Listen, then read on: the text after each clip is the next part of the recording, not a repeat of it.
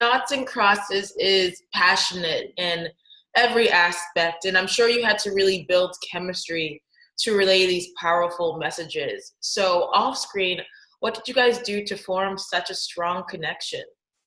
Do you know what I think from day one when we had our chemistry read, you know, it, the chemistry was there, no problem.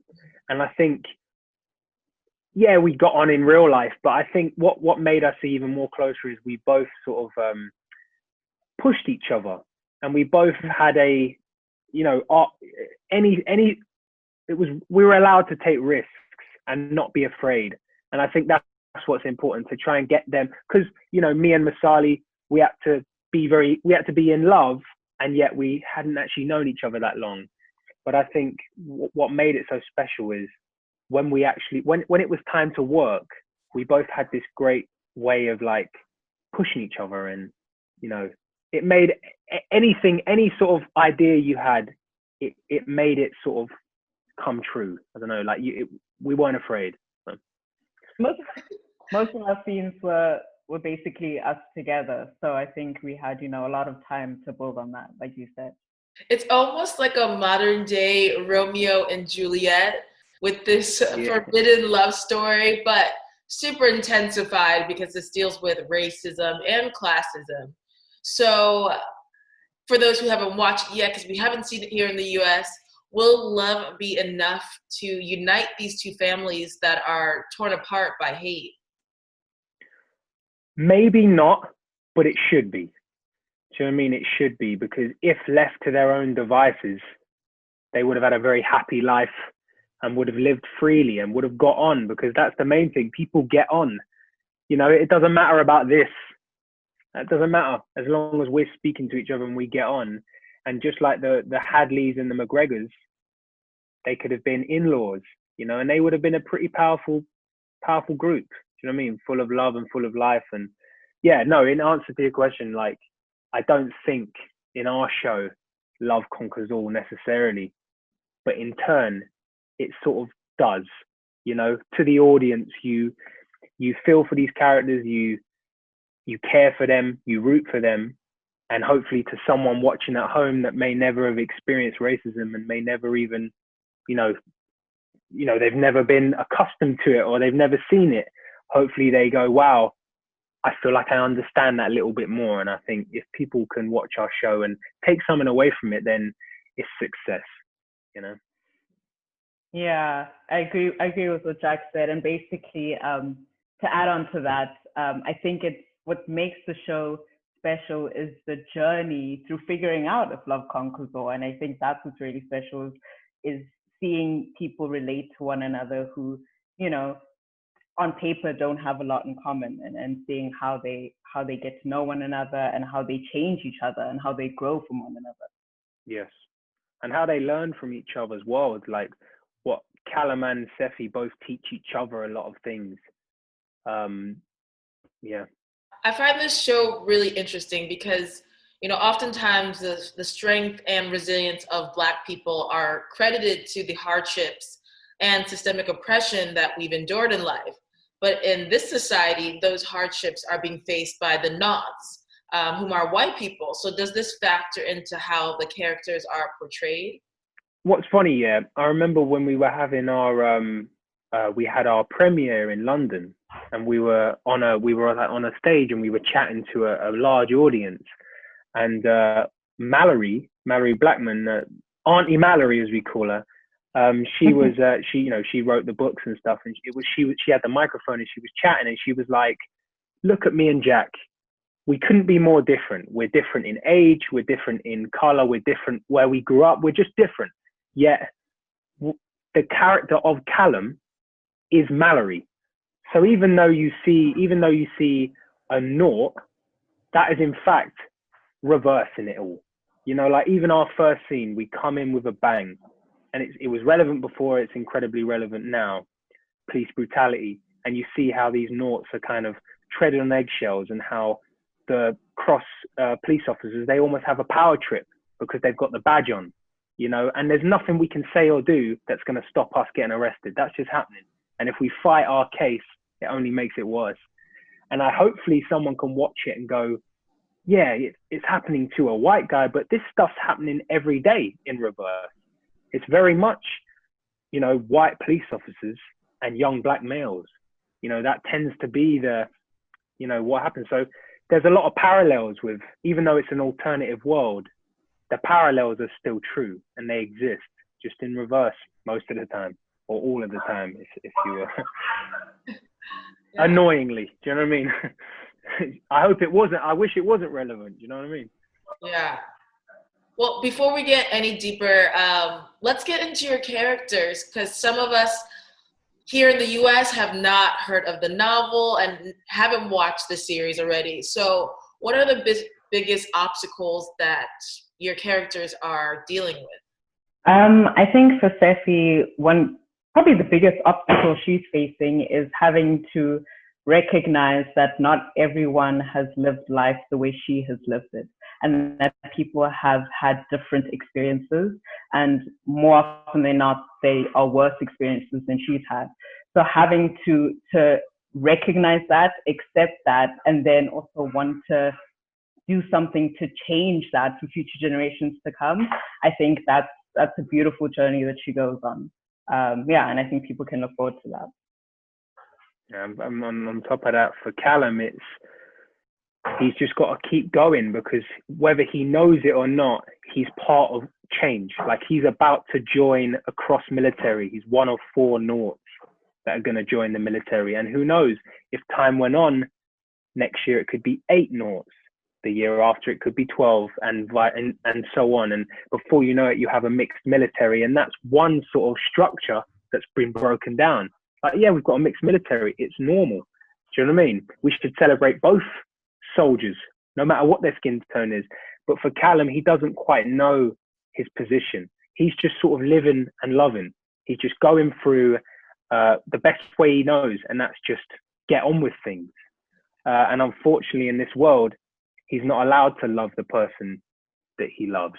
And he's not allowed to, and for all these things, he ends up having quite a painful journey, which, that constant thread of him and Sefi, like, that's what brings him back down to earth. Like, the world carries on, politics carries on, but when these two characters are together, that's when it's at its most pure, because it's just two people that love each other, and this doesn't matter.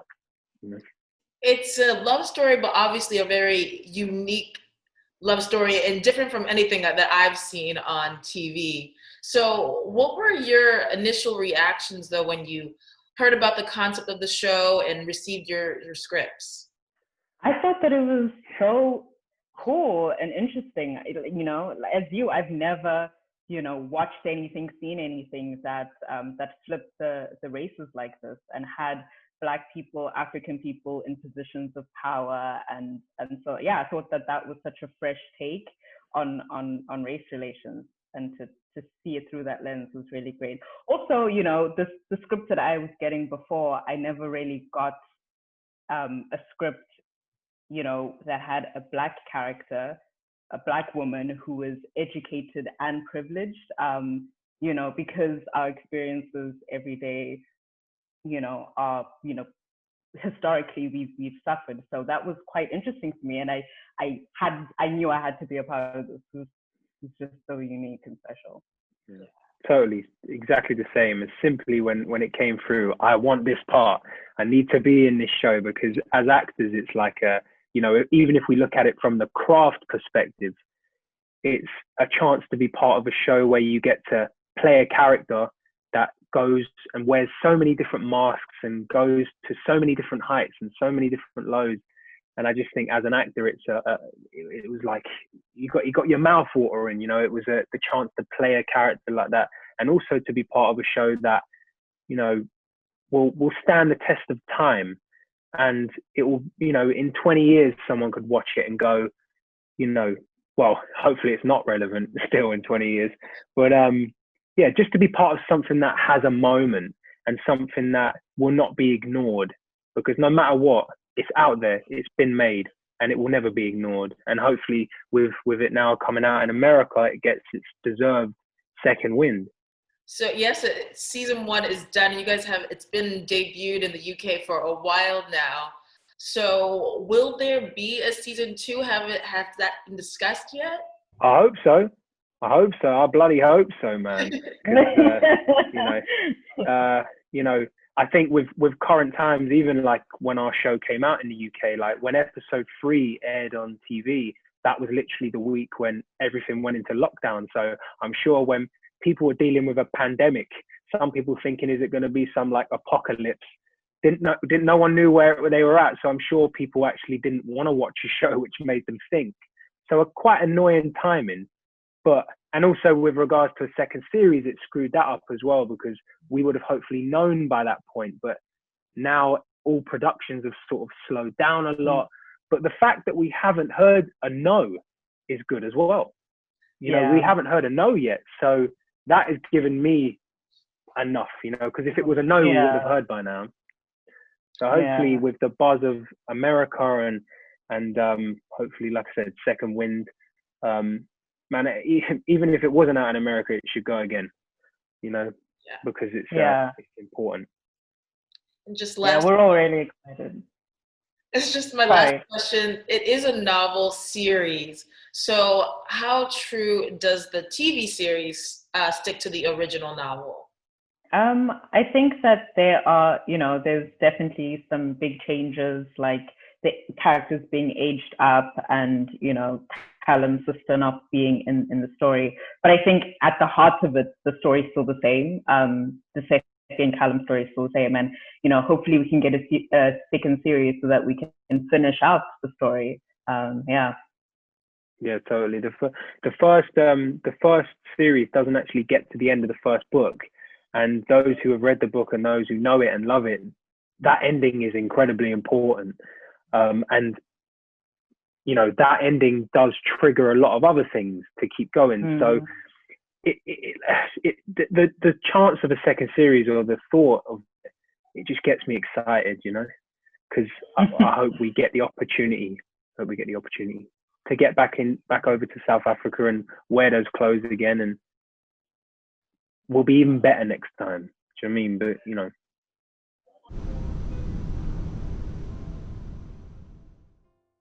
Noughts and Crosses looks incredible. It's really groundbreaking, and it seems like one of those projects that you can feel honored to be a part of. So what was the casting process like? Did you have to audition, or were you guys approached? How did it all come together? Well, I first I got called into audition for the Prime Minister. And I came in and I did my Prime Minister audition, and I didn't hear back. And I was like, okay, I guess I make a terrible Prime Minister, moving right along. And at the time, I didn't know much about what Noughts and Crosses was about. But I checked out the book because I knew it was based on the book. So I'd gone in and checked out the book. I hadn't had like a lot of time to read it, but I knew it was an important story. And then I thought, well, I didn't make, and I was a bit sad. I was like, I feel like I made a good Prime Minister. And then about like 3 weeks later, I got a call and they said, well, can you come in and read for Jasmine instead? And Jasmine was hella different from the Prime Minister. And I thought, oh, okay, I'm too spicy to be a Prime Minister. So, okay, fine, I'll come in and I'll do Jasmine. And I really, really enjoyed that audition. And I had another audition after that for Jasmine, and then it was they made a decision. Yeah. I had worked for Mammoth before, as I had done a Miss Marple. I don't know if you know, they're Agatha Christie stories, and they contacted me about this, and they did offer me the job. That doesn't happen very often at all. But they did, so that was really nice. And my kids they had absolutely loved the books. I've got teenage children, and they'd all read the whole Noughts and Crosses series, and the books were really important to them, as they are to a whole generation of kids, I think. And when they heard that I'd been offered the part of Meggie, they just went mad and said, oh my gosh, you are Meggie. You have to take that part. And obviously you know, I'm just their idea of Maggie because I'm a mum to them. But yeah, I knew then that I had to take it because it obviously was an enormously important book. Well, so let's get into your characters. For those who don't know, who haven't read the novel, describe your characters and what they're going to be facing this season. My character, well, it's quite a massive arc. I start out as the kind of domestic help for Bonnie's character's family, which is a sort of a minister in the government. They're ministers in the government, and I'm their housekeeper. And well, I can't really tell you the whole story because it'll take forever. But I end up losing my husband and my son being arrested for kidnapping and various things, but then getting free. So it's an enormous arc, and it's extremely dramatic, and yeah, it's a huge story, which is really quite. I mean, I think it's very much part of how young adults consume their literature and their drama now. It's the issues are massive, obviously, and my character goes through it as much as Bonnie's and as much as our children and as much as anybody else, because it's really terrible system. My character Jasmine also traverses quite a wide terrain of just emotional just travel. She's where we meet her, she's absolutely impossible, and we just get to a place at the end of the season where we warm to her and we appreciate her willingness to try show up for her life. But when we meet her, she's just, I was just like, how is this woman even doing any of this? And I think what really struck me, apart from the fact that she's a big drinker, it just hit me how Jasmine is one of those people, and I've seen those people in life, when we're handling issues like oppression and racism and issues of this nature or social political issues that really affect people's lives. There's some people who just seem to move through it like it's not happening. Like no matter what happens, it's about them. You know, it doesn't matter what Maggie's going through that day. Jasmine's going to find a way to make it about herself. Even if she starts out, she'll lead in maybe with, Maggie, how are you? And if Maggie answers, then she's like, oh, about me, you know, and then the rest of the thing is about Jasmine. And I feel like that's what she constantly does with Maggie. But I say that to say that I think that she starts out in a very self-centered, selfish, I've got blinders on and I'm not going to see what's going on around me. And she ends up in a place where she's starting to say, this is not sustainable if I want to have healthy relationships with my children. Oh, I love this. Well, the show is completely role reversal in a way. So what were both your initial reactions to this alternate history concept where Africans are in power and have colonized Europe? Well, wow. I think it's a really, really clever way of highlighting the sort of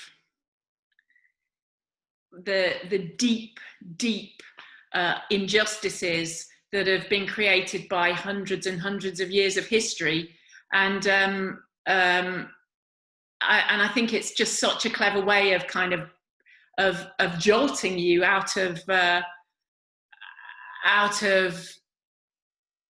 just the way you feel things are by just tiny little moments where, like, for example, when my son has asked for a plaster on his finger, things like this really hit me.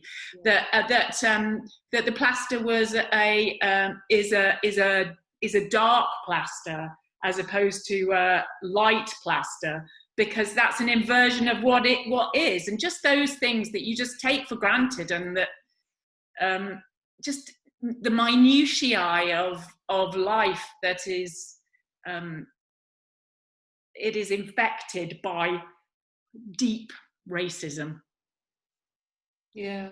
Yeah. So I just think it's a very, very clever idea and a way of highlighting problems that are there.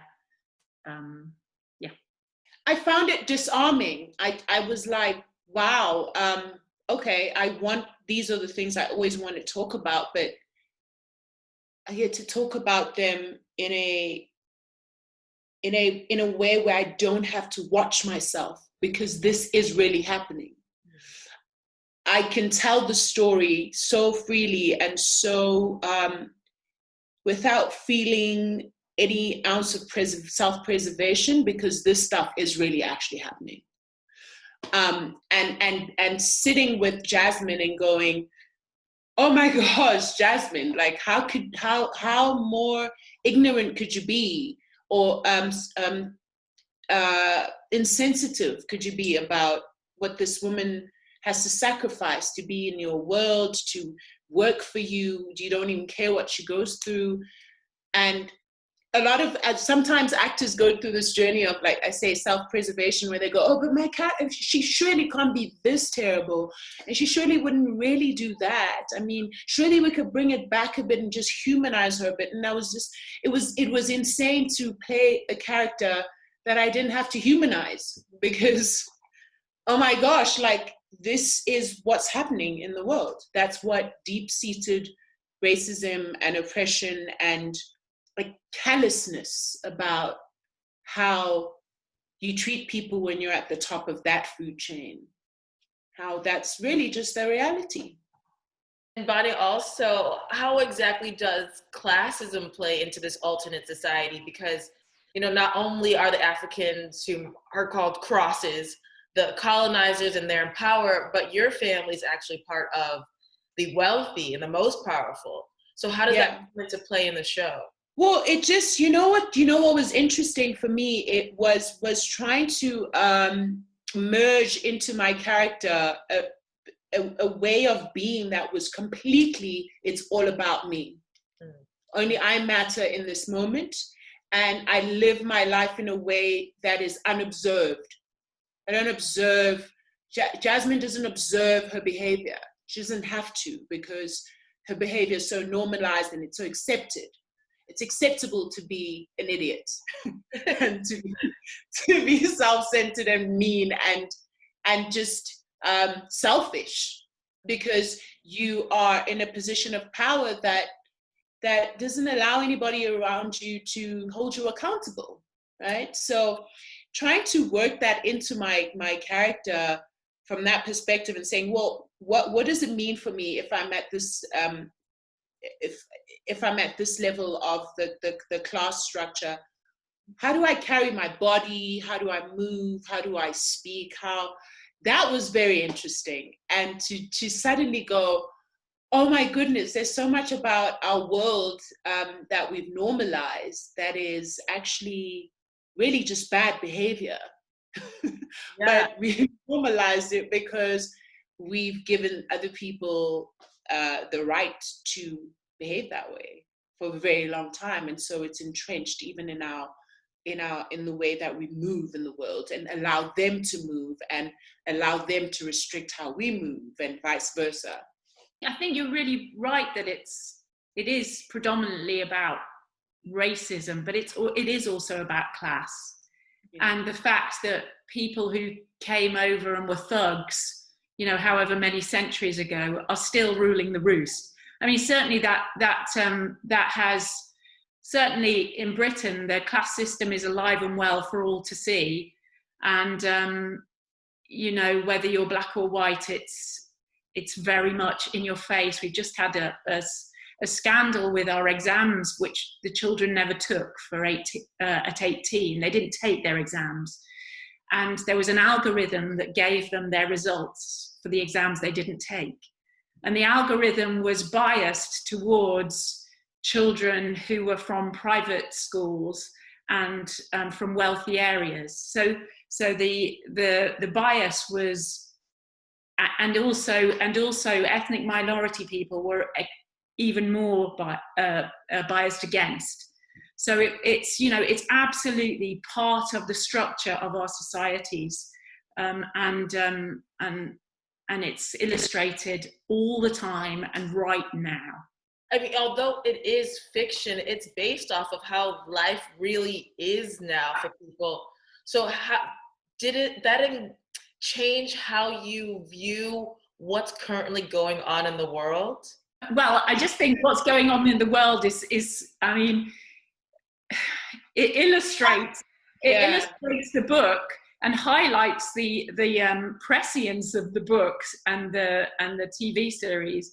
Because, I mean, I couldn't believe that almost, I don't know how quickly it came, but Black Lives Matter and George Floyd, and that was, it was a matter of weeks after the airing in Britain of Noughts and Crosses, and I just thought, my God, this story is so prescient, and I hope it continues to kind of consolidate people's awareness and understanding of it. I mean, I hope. What do you think, Bonnie? I think, I agree. I agree, Helen. When I saw everything that was happening in the world and just everything that we were going through emotionally, I was like, oh my gosh, this is the story we just told. Like, what are the chances? What are the chances that you tell a story like that, and then life imitates art in that way? Yes. And so immediately, right, and in such a palpable way. And then I was like, oh my gosh, I really hope America gets to see the story. And so I'm really glad this is happening. And at the same time, you think to yourself, it's so, I guess I also appreciated being an actor and being given the privilege, I will call it a privilege, to tell stories that show people who they are. None of us want to see who we really are. It's tough for us to look at ourselves, so to scrutinize ourselves, and especially when the reflection in the mirror that points back to us says to us, I think you can do better. Nobody really enjoys that moment, but to be able to do it in a form that in a way kind of lulls you and makes you not defensive right away and says, hey, well, why don't you just take a look at this, relax, get some popcorn, get a drink. We're just going to tell you a little story. And then before you know it, you're like, oh my goodness, this is all about what I need to face in my life and what the world needs to face about itself, right? So I really think that it is really just such a smart, it's just a smart way of doing it, and I'm really grateful to have been part of this. And just, I think for me, there were just some stuff in the story that changed how I face issues in my life in South Africa. South Africa is still also a very oppressive, unequal society. Very classism is it's just the order of the day. And then all the other the ugly isms fall under that umbrella. And it just forced me to look at how some stuff I internalized too much and didn't understand that this is just it's the system, and the system is built to do this. And so much when you're trying to break out of an oppressive space, you keep looking at self, like, oh, maybe if I was better, maybe if I changed that, maybe if I was less of this. And it just, Noughts and Crosses made me realize, oh my goodness, it's just this web, and it's built to be that way. Until human beings and the people who built it decide that, guys, the world is the way that it is because of this web that we've built around us, and we all have to be part of dismantling that. And I think Noughts and Crosses does a great job of calling everybody to attention, to saying we all have to be part of dismantling this.